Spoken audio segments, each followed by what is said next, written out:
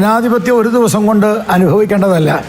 ഒരു കസേര കിട്ടുമ്പം ജനാധിപത്യം നഷ്ടപ്പെട്ടു പോകുന്നു, ഒരു കസേര നഷ്ടപ്പെടുമ്പം ജനാധിപത്യം ഇല്ല എന്ന് കാണുകയും, അതേപോലെ തന്നെ ഒരു കസേര കിട്ടാതെ വരുമ്പം ബാക്കി എല്ലാവരും അടിമകളാണെന്ന് പറയുകയും, ഒരു കസേര കിട്ടാതെ വരുമ്പം അതുവരെ ചെയ്തതെല്ലാം മറന്ന് പരമത വിദ്വേഷമാണെന്ന് പറയുകയും ചെയ്യുന്ന ഇത്തരം അവസരവാദപരമായ സമീപനം സ്വീകരിക്കുന്നവരോട് അവജ്ഞയോടുകൂടി തള്ളിക്കളയാന്നുള്ളതാണ്. ഞാൻ ചോദിക്കട്ടെ, ഈ സന്ദീപ് വാര്യർ എന്ന് പറയുന്ന എൻ്റെ സുഹൃത്ത്, ഞാൻ അദ്ദേഹത്തെ അന്നും ഇന്നും സുഹൃത്ത്, കാരണം എനിക്ക് സംഘടനാപരമായിട്ട് മാത്രമേ, ആശയപരമായിട്ട് മാത്രമേ അദ്ദേഹത്തോട് വിയോജിപ്പുള്ളൂ. അദ്ദേഹത്തിന് ഇഷ്ടമാണ് അദ്ദേഹം ഏത് പാർട്ടി ചേരണമെന്ന് തീരുമാനിക്കുന്നത്. പക്ഷേ ഇന്നലെ വരെ വർഷങ്ങളായിട്ട് അദ്ദേഹത്തിൻ്റെ അമ്മ മരിച്ചു കിടക്കുമ്പോൾ ഞാൻ കാണാൻ പോയപ്പോൾ അദ്ദേഹത്തിൻ്റെ അച്ഛൻ അദ്ദേഹത്തിൻ്റെ കൈയെടുത്ത് എൻ്റെ കയ്യിലെ വെച്ച് ഇവനെ നോക്കണമെന്ന് പറഞ്ഞിട്ട്, ആ സമയത്ത് ഇത് പരമത വിദ്വേഷം പ്രചരിപ്പിക്കുന്ന ഫാക്ടറിയാണെന്ന് അറിഞ്ഞില്ലേ? അതറിയാമായിരുന്നില്ലേ?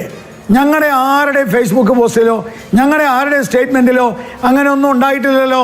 കാശ്മീരിലെ ജനങ്ങളെ മുഴുവൻ കൂട്ടക്കുരുതി ചെയ്യണമെന്ന് കേരളത്തിലെ ഏതെങ്കിലും BJP നേതാവ് പറഞ്ഞോ? ഏതെങ്കിലും പറഞ്ഞോ? പാണക്കാട് തങ്ങളെ ഇത്ര വഴിപിഴച്ച രീതിയിൽ വികൃതമായ ഭാഷയിൽ കേരളത്തിലെ ഏതെങ്കിലും ഒരു നേതാവ് സംസാരിച്ചിട്ടുണ്ടോ? എന്നിട്ട് മലപ്പുറം ജില്ലയെക്കുറിച്ച് പോലും നികൃഷ്ടമായ ഭാഷയിൽ സംസാരിച്ച, ഞങ്ങൾ ചിന്തിക്കാത്ത തരത്തിൽ വർഗീയതയും വിധ്വംസക സമീപനവും സ്വീകരിച്ച ഒരു മനുഷ്യൻ ഒരു കസേര കിട്ടാതാവുമ്പോൾ അത് ഫാക്ടറിയാണ്, അത് പരമത വിദ്വേഷമാണെന്നൊക്കെ പറഞ്ഞു വരുന്നതോ ജനങ്ങൾ ചിന്തിച്ചോട്ടെ. ജനങ്ങളാണ് അതിനൊക്കെ മറുപടി പറയുന്നത്. ഞാൻ വ്യക്തിപരമായി ആരെയും ആക്ഷേപിക്കാനോ വ്യക്തിപരമായി ആരെയും എതിർക്കാനോ ഒന്നും ഞാൻ തയ്യാറല്ല. പക്ഷേ ഞാൻ ഒരു കാര്യം നിങ്ങളോട് പറയാം, ഇങ്ങനെയുള്ള ആളുകളൊക്കെ പണ്ട് ഞങ്ങളെ സമീപിച്ചതാണ്. പക്ഷെ ഞങ്ങൾക്കൊക്കെ ഞങ്ങളുടെ ഹൃദയത്തിനുള്ളിൽ ആദർശം എന്ന് പറഞ്ഞ ഒരു സാധനമുണ്ട്, ആശയം എന്ന് പറഞ്ഞ ഒരു സാധനമുണ്ട്. ആമാശയം മാത്രമല്ല. അതുകൊണ്ട് ആമാശയ ആർത്തിയുള്ള ആളുകൾക്ക് ഒരു ദിവസം കൊണ്ട് എന്തു വേണേലും എങ്ങനെ വേണേലും ഏത് വഴിക്ക് വേണേലും സഞ്ചരിക്കാം. ഞങ്ങൾക്ക് ആ ആർത്തി ഇല്ലാന്നേ, ഞങ്ങൾക്ക് MLA ആവണ്ടെന്നേ. ഞങ്ങൾ ജീവിക്കുന്നത് ഈ നാടിന് വേണ്ടിയിട്ടാണ്. ഇപ്പോൾ ആരുടെ കൂടെയാണ് ഇവിടെ ചർച്ച ചെയ്യാനിരിക്കുന്നത്? ഒരു പശുക്കുട്ടിയെ റോട്ടിൽ വെട്ടി അതിൻ്റെ ചോര തെറിപ്പിച്ചിട്ട് ഇതിൻ്റെ മതേതരത്വം വിളംബരം ചെയ്യുന്ന ആളുടെ കൂടെയാണ് ഇപ്പോൾ ഇരിക്കുന്നത്. ഈ പശുക്കുട്ടിയെ വെട്ടി വീഴ്ത്തിയപ്പോൾ ഈ മനുഷ്യനിട്ട പോസ്റ്റ് എൻ്റെ കയ്യിലുണ്ട്. ഈ പശുക്കുട്ടിയെ വെട്ടി റോട്ടിലിട്ട് മതേതരത്വം വിളമ്പിയ റജിൽ മാക്കുട്ടി എന്ന് പറയുന്ന കോൺഗ്രസ് നേതാവിന് എതിരായിട്ട് ഈ മനുഷ്യൻ പറഞ്ഞ കാര്യമൊക്കെ ഞങ്ങൾക്കുണ്ട്. അവർക്കൊന്നിച്ചു പോവാം, കാരണം പശുക്കുട്ടി പോയല്ലോ. പക്ഷെ ഞങ്ങൾക്ക് ഞങ്ങളുടെ ഹൃദയത്തിൽ നിന്ന് ആ പശുക്കുട്ടിയെ കളയാൻ പറ്റില്ല.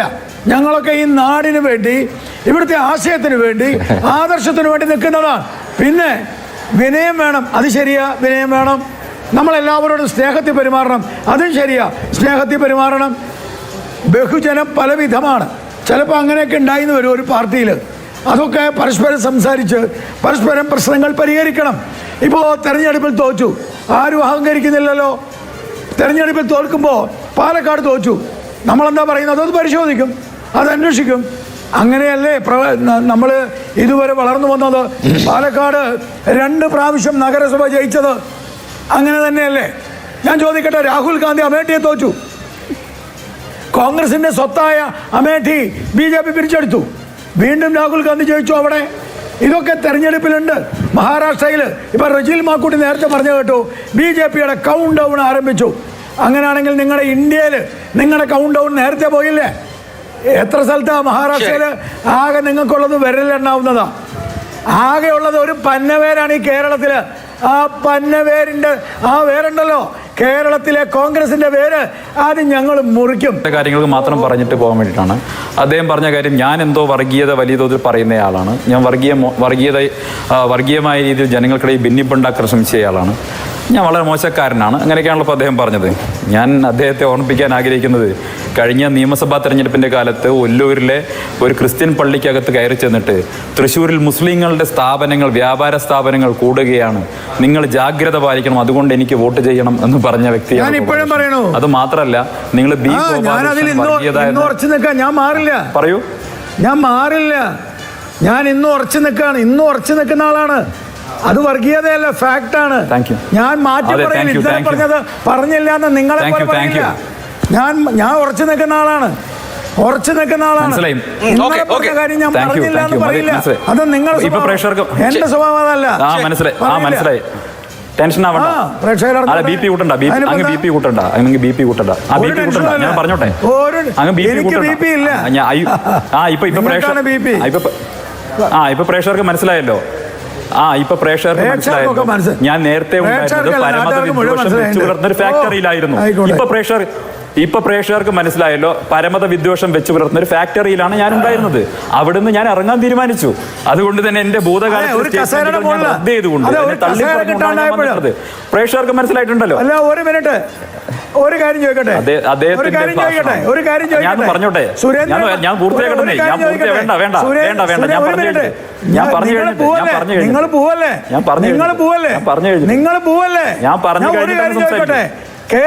എന്തിനാണ് ഇങ്ങനെ വിദ്വേഷം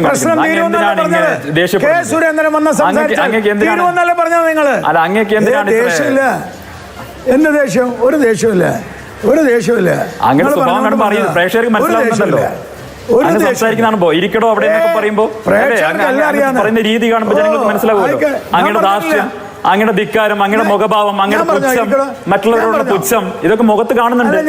അങ്ങനെ മുഖത്ത് കാണുന്നുണ്ട്. അങ്ങക്ക് എല്ലാവരോടും പുച്ഛമുണ്ടല്ലോ. സർവജ്ഞ ഗുണം കയറിയ അഹങ്കാരമുണ്ടല്ലോ. അങ്ങനെ മുഖത്ത് കാണുന്നുണ്ട്. അങ്ങക്ക് ഇപ്പൊ ദേഷ്യം കൂടുന്നുണ്ട്. അങ്ങക്ക് ദേഷ്യം കൂടുന്നുണ്ട്. അങ്ങക്ക് ദേഷ്യം വരുന്നുണ്ട്. എനിക്ക് മനസ്സിലാവുന്നുണ്ട്. നിങ്ങൾക്ക് ദേഷ്യം വരുന്നുണ്ട്. നിങ്ങൾക്ക് ബി പി വരുന്നുണ്ട്. നിങ്ങളുടെ പ്രഷർ കൂടുന്നുണ്ട്. കണ്ടോ, നിങ്ങൾക്ക് ദേഷ്യം വരുന്നുണ്ട്. ഇതാണ് നിങ്ങളുടെ പ്രശ്നം. ഉത്തരം പറയുന്നത് ഇതാണ് വിദ്വേഷം വമിപ്പിക്കുന്ന പ്രേക്ഷകരെ. ഇതാണ് വിദ്വേഷം വമിപ്പിക്കുന്ന വർഗീയതയുടെ ഫാക്ടറി. ആ ഫാക്ടറിയാണ് ഞാൻ ഇറങ്ങി പോന്നിട്ടുള്ളത്. തൃശ്ശൂർ ടൗണിൽ മുസ്ലിങ്ങളുടെ കടകളുള്ളത് കൊണ്ട് എനിക്ക് വോട്ട് ചെയ്യണമെന്ന് പറയുന്ന പരമത വിദ്വേഷത്തിന്റെ ഫാക്ടറി ഞാൻ ഇറങ്ങി പോകുന്നത്. ഗോപാലകൃഷ്ണൻ, എനിക്ക് അഭിമാനമേ ഇറങ്ങി പോകുന്നത്. ഒന്ന് ഞാൻ പറഞ്ഞോട്ടെ ഗോപാലകൃഷ്ണ, ഞാൻ പറഞ്ഞോട്ടെ ഗോപാലകൃഷ്ണ, എന്റെ സമയത്ത്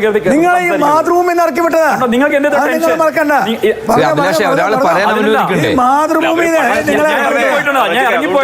രണ്ടുപേരും ഇറങ്ങിപ്പോയതാ. നിങ്ങൾ പോവല്ലേ? നിങ്ങളെ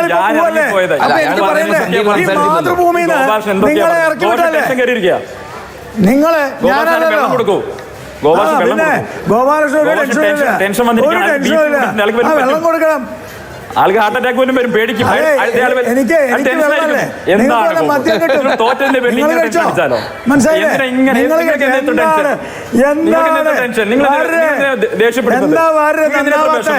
സങ്കടം കരയല്ലേ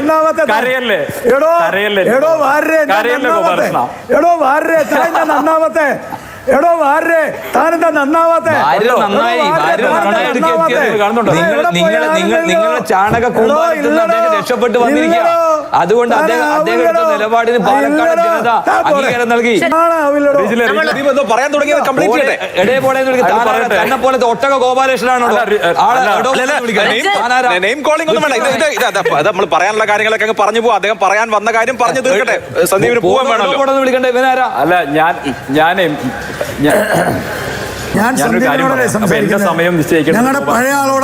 അതായത് അദ്ദേഹം ഓൺ സ്ക്രീൻ അഡ്മിറ്റ് ചെയ്തിരിക്കുകയാണ്. തൃശ്ശൂർ ടൗണിൽ ക്രിസ്ത്യാനികളെക്കാൾ കൂടുതൽ മുസ്ലിങ്ങളുടെ കടകൾ വരുന്നു. അതുകൊണ്ട് അത് തടയേണ്ടതാണ്, അതിനെനിക്ക് വോട്ട് ചെയ്യണമെന്ന് അദ്ദേഹം അന്ന് പറഞ്ഞ കാര്യത്തെ അദ്ദേഹം ഓൺ ചെയ്യും. അത് തെരഞ്ഞെടുപ്പിന്റെ ഘട്ടത്തിൽ ഒരു സ്ഥാനാർത്ഥി പറയാൻ പാടില്ലാത്തത്ര വർഗീയതയാണ് അദ്ദേഹം പറഞ്ഞത്. അതിനെ ഓൺ ചെയ്യുന്നത് കൊണ്ട് തന്നെ ഞാൻ എന്തായാലും ആ വിദ്വേഷം വമിപ്പിക്കുന്ന ഫാക്ടറിയിൽ ഗോപാലകൃഷ്ണനൊപ്പം പ്രവർത്തിക്കാൻ തയ്യാറല്ല എന്നുള്ള എൻ്റെ സ്റ്റാൻഡ് ഇപ്പോൾ കേരളത്തിലെ ജനങ്ങൾക്ക് ബോധ്യപ്പെട്ടിട്ടുണ്ടാവും. ഞാൻ നേരത്തെ പറഞ്ഞില്ല, എൻ്റെ ഭൂതകാലത്ത് നിങ്ങളുടെ പാർട്ടിയുടെ ഭാഗമായി നിൽക്കുന്ന സമയത്ത് പറഞ്ഞിട്ടുള്ള കാര്യങ്ങളെ പൂർണ്ണമായും തള്ളിക്കളയുകയും ആ പ്രത്യയശാസ്ത്രത്തെ ഉപേക്ഷിക്കുകയും ചെയ്തതിനു ശേഷം ഇന്ന് കോൺഗ്രസിന്റെ കോൺഗ്രസ് പാർട്ടിയിലാണുള്ളത്. ആ കോൺഗ്രസ് പാർട്ടിയിൽ മതനിരപേക്ഷയുടെ ഭാഗത്താണുള്ളത്. അതിലെനിക്ക് അഭിമാനമേ ഉള്ളൂ. ഒന്ന്. രണ്ട്, അദ്ദേഹം എന്നെ നല്ല സുഹൃത്താണെന്നൊക്കെ പറഞ്ഞു. അദ്ദേഹം 2-3 ദിവസം മുമ്പ് അദ്ദേഹം എന്നെക്കുറിച്ച് എഴുതിയ ഫേസ്ബുക്ക് പോസ്റ്റൊക്കെ ഒന്ന് വായിച്ചു നോക്കിയാൽ മതി. അദ്ദേഹത്തിന്റെ സൗഹൃദ ഭാഷയും അദ്ദേഹത്തിന്റെ മിതത്വം ഒക്കെ നമുക്കത് വായിക്കാൻ പറ്റും. അദ്ദേഹത്തിന്റെ സാംസ്കാരിക സമ്പന്നതയും ഒക്കെ അതിലെ പദപ്രയോഗങ്ങൾ കാണാൻ സാധിക്കും. അപ്പോൾ രാഷ്ട്രീയമായിട്ട് എതിർക്കുന്നതിന് പകരം വ്യക്തിപരമായിട്ട് എതിർക്കുകയും വ്യക്തിപരമായിട്ട് അധിക്ഷേപിക്കുകയും അങ്ങേയറ്റത്തെ മ്ലേച്ഛമായിട്ടുള്ള വാക്കുകൾ ഉപയോഗിക്കുകയും ചെയ്തിട്ടുള്ള മിസ്റ്റർ ഗോപാലന്റെ അച്ഛൻ, എൻ്റെ അച്ഛൻ അദ്ദേഹത്തിന്റെ കൈ പിടിച്ച് എന്തോ പറഞ്ഞു എന്നാണ് പറയുന്നത്. ശരി, കഴിഞ്ഞ ഇത്രയും മോശക്കാരനായ, ഇത്രയും എന്താ പറയുക, ചീത്ത സ്വഭാവങ്ങളുള്ള ഒരാളാണ് ഞാൻ എന്നാണ് അപ്പോൾ അദ്ദേഹം ഫേസ്ബുക്ക് പോസ്റ്റിലൊക്കെ പറയുന്നത്. അയാൾ മോശക്കാരനാണെന്നൊക്കെ അദ്ദേഹം പറയുന്നത്. അപ്പോൾ അങ്ങനെ ഒരാളെയാണോ അദ്ദേഹത്തിന്റെ മകളുടെ വിവാഹ കാര്യം കഴിഞ്ഞ മാസം അദ്ദേഹം എന്നെ ഏൽപ്പിച്ചത്? അദ്ദേഹത്തിന്റെ മകളുടെ വിവാഹ കാര്യം ചർച്ച ചെയ്ത് ആ പയ്യനുമായി നിരന്തരം സംസാരിക്കാനും മകളുമായി സംസാരിക്കാനും ഒക്കെ ഏർപ്പാടാക്കിയത് എന്നെയല്ലേ? ഞാനിത് പറയാൻ വെച്ചതല്ല.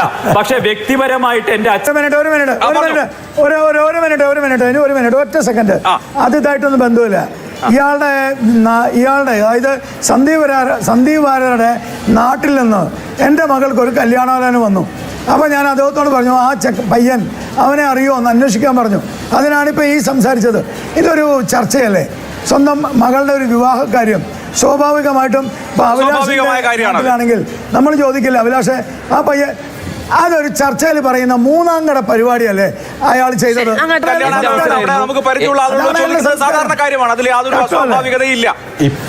ഇപ്പോഴത്തെ ഒരു സംഖ്യയും പഴയ സംഖ്യയും തമ്മിൽ എന്നുള്ള ചർച്ച ഇടപെടേണ്ട പല വിഷയം വന്നപ്പോഴും ഇടപെട്ടില്ല. കാരണം എത്ര ഈ രാജ്യത്തിന്റെ സംസ്ഥാനത്തിന്റെ മതനിരപേക്ഷതയെ തകർക്കുന്ന ഇടപെടൽ അവർ നടത്തിയത്, അവർ തന്നെ വിളിച്ചു പറയുന്നത് ഈ കേരളത്തിലെ ജനങ്ങൾ കേൾക്കുകയല്ലേ. പശുവിന്റെ കഴുത്തരിഞ്ഞതും അതുപോലെ തന്നെ മുസ്ലിം കച്ചവടക്കാരെ ഒഴിപ്പിക്കണം, ഇതൊക്കെ ഇവര് വിളിച്ചു പറയുന്ന ഒരു സാഹചര്യം. അത് കേൾക്കട്ടെ, കുറച്ചുകൂടെ പുറത്തു വരട്ടെ. പക്ഷെ സന്ദീപ് വാര്യർ പോകുന്നതിന് മുമ്പ് ഒരു ചോദ്യം ചെയ്യണമായിരുന്നു. കാരണം വെറുപ്പിന്റെ വർഗീയതയുടെ ഫാക്ടറിയിൽ നിന്ന് ഞാൻ പുറത്തു ചാടി എന്ന് പറയുമ്പോൾ തെരഞ്ഞെടുപ്പ് റിസൾട്ട് വരുന്നതിന് മുമ്പ് ഈ മതത്തിന്റെ പേരിൽ രാജ്യം നിർമ്മിക്കാൻ നടക്കുന്നവരാണ് ഇന്ന് പ്രകടനം നടത്തിയത്. പാലക്കാട് മണ്ഡലത്തിലെ നടുത്തളത്തിലൂടെ CPM-ന്റെ ഓഫീസിന്റെ മുന്നിൽ വന്ന ആക്രോശകരമായിട്ടുള്ള മുദ്രാവാക്യം വിളിച്ചു. അവർ രാഹുൽ മാങ്കൂട്ടലിന്റെ ഫോട്ടോയാണ് ഉയർത്തിപ്പിടിച്ചത്, അവരുടെ കൊടിയും പിടിച്ചുകൊണ്ട്. എന്താണ് ഒരു രാഷ്ട്രീയ പ്രസ്ഥാനം ജയിക്കുമ്പോൾ മതത്തിന്റെ പേരിൽ രാജ്യം നിർമ്മിക്കാൻ നടക്കുന്ന വർഗീയ കക്ഷികൾക്ക് ഇത്ര സന്തോഷം വരുന്ന പ്രകടനം നടത്തുന്ന സാഹചര്യം? ആ വർഗീയ ഫാക്ടറിയിലേക്ക് തന്നെയല്ലേ, ആ വർഗീയ ഫാക്ടറിയുടെ ഭാഗത്തിലേക്ക് തന്നെയല്ലേ ശ്രീ സന്ദീപ് വാര്യർ പോയിരിക്കുന്നത്? മതനിരപേക്ഷത എന്നൊക്കെ പറയുമെങ്കിലും ഒരു വർഗീയതയിൽ നിന്നും മറ്റൊരു വർഗീയതയിലേക്ക് പോയി എന്നൊരു കാര്യം അദ്ദേഹത്തോട് ചോദിക്കാനാണ് ഞാൻ ആഗ്രഹിച്ചത്. ഏതായാലും ഈ തെരഞ്ഞെടുപ്പിൽ പലതരത്തിലുള്ള വിദ്വേഷകരമായിട്ടുള്ള ഇടപെടൽ കോൺഗ്രസിന്റെയും BJP-യുടെയും ഭാഗത്തു നിന്നുണ്ടായി. ഗവൺമെന്റിനെ അപകീർത്തിപ്പെടുത്താനും ഗവൺമെന്റിന്റെ നേട്ടങ്ങൾ തകർക്കാനും മുഖ്യമന്ത്രി അടക്കം മന്ത്രിമാരെ ആക്ഷേപിക്കാനും നിരവധി ഇടപെടലാണ് നടത്തിയത്. വികസന പ്രവർത്തനങ്ങൾ ചർച്ച ചെയ്യാതിരിക്കാനും പ്ലാൻ ചെയ്തുള്ള ഇടപെടൽ നടത്തി. പക്ഷേ ചേലക്കരയിലാണെങ്കിൽ വമ്പിച്ച ഭൂരിപക്ഷത്തോടെ കൃത്യമായി 2021 ഒരു സാഹചര്യം, അത് ശ്രീ K. രാധാകൃഷ്ണനോടുള്ള വ്യക്തിപരമായിട്ട് അടുപ്പവും വളരെ ചെറുപ്പത്തിലെ തന്നെ മന്ത്രിയും സ്പീക്കറും MLA-യും ഒക്കെ ആയി ഓരോരുത്തരുടെ പേര് വിളിക്കാനുള്ള ശേഷിയുള്ള ഒരു നേതാവ് എന്ന രൂപത്തിൽ അദ്ദേഹത്തിന് വലിയ ഭൂരിപക്ഷം കിട്ടി. ബാക്കി എല്ലാ തെരഞ്ഞെടുപ്പുകളിലും ഒരു 60,000 വോട്ടാണ് അവിടെ LDF-ന് കിട്ടുക. ആ ഒരു വോട്ട് ഞങ്ങൾക്ക് കിട്ടി.